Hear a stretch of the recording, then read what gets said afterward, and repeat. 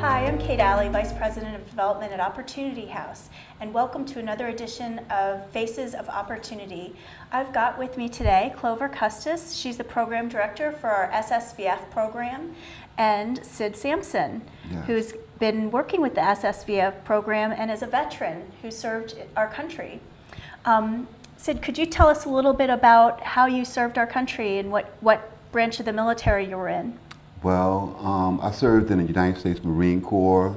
My MOS was transportation. What I did was just transport troops and CO officers and stuff like that to and from their destination. Yeah. That's great. And how did you find out about Opportunity House? Well, actually, back in '95, Reading area community. It was just the Reading shelter. And I went through there when it was just a plain shelter, and they helped me out a lot back then. I actually went to college, Reading Area Community College, through the Reading shelter, and actually worked there, and it sent me on my way. I went to school for certified nursing assistants in '95 through the Reading shelter, and I went to I think like 11 years later, I went back to Philadelphia, where I'm from, and things wasn't going too well, but I remember all the success I had by being at the shelter, so I came back. And it was named the Opportunity House, and what a great name that is for it, because it's full of opportunities for everybody. And I went through there. My plan was just to go there and wait for my next paycheck and then go rent a room somewhere, and heaven knows where that would have took me. But by being there, I forget her name, my case manager, she took and told me about the veterans program and told me to stick around and I might be able to get placed and reap the benefits of being a vet. And I did. And so now I have my own place, beautiful place. That's wonderful. Beautiful neighborhood, and oh wow, I can't say enough about the Opportunity House now and before, and the things that they've done for me and other people. That's fantastic to hear about, Sid. And Clover, how did you get involved with Opportunity House, and what do you do for the SSVF program? So I got involved with Opportunity House about almost 7 years ago now. And I started out working as a case manager for the clients that are in the shelter. And at that time, we didn't have the SSVF program that we have now. So I did that, worked as a case manager in that program. And then I was going to school for my master's in social work at that time. So Modesto, our president, came to me and said, I know you're finishing your master's soon. He said, we applied for this grant to assist veterans with housing called Supportive Services for Veteran Families. And it was a brand new grant nationwide. It was at that time, some funds have been released from the federal government down through the VA. So he said, we applied for this grant. We'll see if we get it or not. We don't know if we're going to get it, but would you be interested in running it? And I said, yeah, okay, that sounds like a good idea. So then months later, he said, hey, guess what? We got the grant. It was supposed to be a long shot, but it came through, and we had gotten it. So he said, hey, we got the grant, so you're on. So I went to some training, got information, and things like that. And basically, what the grant is. It started out smaller, but in current years, it's over $300 million that's been issued nationwide.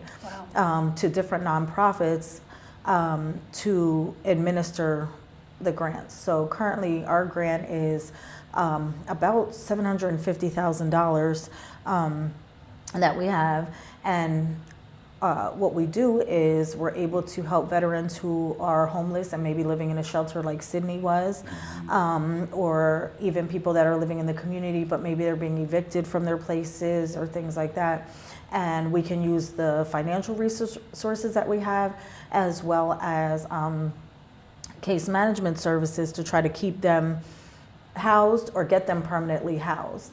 The program operates under the concept of housing first, meaning that, we realize that a lot of people end up homeless or come to us for different reasons. Maybe they lost a job, maybe they don't have any income, or they went through a divorce or separation and that landed them homeless, or maybe they have other issues, drug and alcohol or mental health that's not treated, and things like that. So the concept of SSVF and the housing first model is to first, no matter what the issues are, get people housed so that they're more comfortable in their own housing. They can take a shower in their own bathroom, get dressed, hang their clothing in the closet, and then start working on their goals as far as maybe treating their drug and alcohol issues, treating their mental health, or getting that job that they need, increasing income, and things like that. So we've been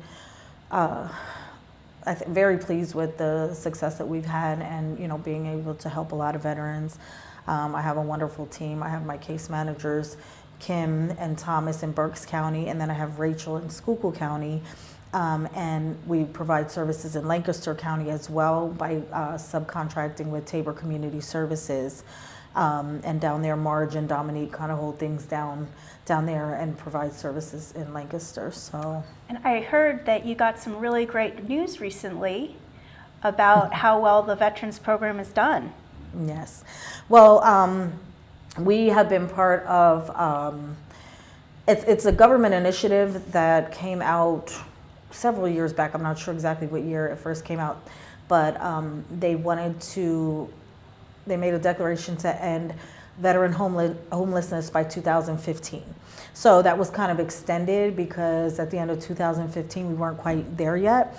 But we've been part of the efforts along with the COC, which is the Commission to End Homelessness nationwide. So ours is through Berks County, and then we also have Schuylkill and Lancaster have their own COCs. But we've been part of that initiative, and we've worked really hard to try to end veteran homelessness.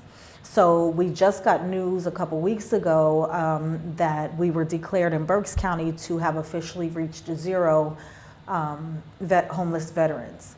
So now that doesn't mean that there's no one that still needs help. That doesn't mean that maybe there isn't a veteran still in the shelter, because there are. But what it is a functional zero. So that means that everyone who wanted housing or does not want to be on the streets, that we've been able to identify everyone through going out, doing outreach, searching, and looking for people that maybe need this assistance. We've identified them, and everyone who is maybe in the shelter or in a transitional housing program has some type of housing plan to get to permanent housing. So that everybody that wants assistance and has been identified is going to be able to get into permanent housing somehow, some way, maybe through our program or through other programs that we work with. That's wonderful. It's so great to proud of hear. It's just Right. great news, and all your hard work is paid off. And it's so important that we're supporting our veterans who've served our country Absolutely. and done great work for us to keep our freedoms. We are going to wrap up our show today, but Sid, do you have any parting words or anything you want to say to a veteran out there who might be struggling? Yes, if you are struggling, regardless of what you're struggling with, Opportunity House is the place to be. Stop in, check it out, and I guarantee that you'll like what you see. Thank you. Thanks, Sid. Thank you, Sid. Thank you for watching Faces of Opportunity. You can find us on Facebook at Opportunity House or on our website, www.ophouse.org.